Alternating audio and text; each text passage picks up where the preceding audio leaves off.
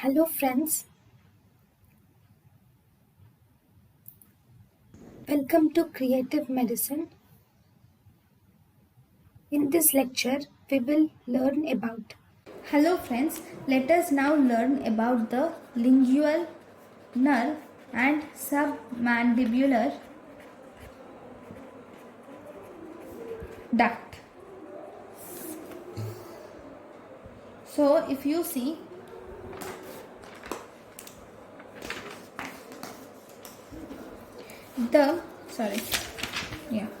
in the lingual nerve and submandibular duct, this lingual nerve will form a loop around the submandibular duct. It is forms a loop around the submandibular duct. So if you see, if this is the submandibular gland,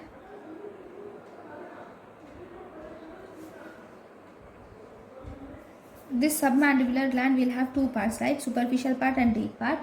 So from the submandibular gland you will have a duct like this. Okay, now what does lingual artery do is, lingual artery will come like this and it will loop like this around the submandibular duct. Okay, so the nerve which loops around the submandibular duct is lingual nerve, will loop around the submandibular duct. And there is one more important one-liner, which is the submandibular duct. The submandibular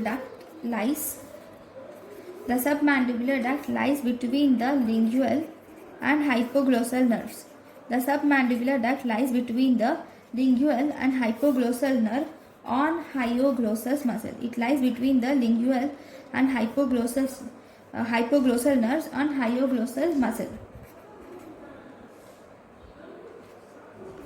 Okay, this at the anterior border of the muscle, if you see this at the anterior border of the muscle, it is crossed by lingual nerve. So this is about the submandibular duct. Okay, thank you for watching. Thank you and thank you for watching.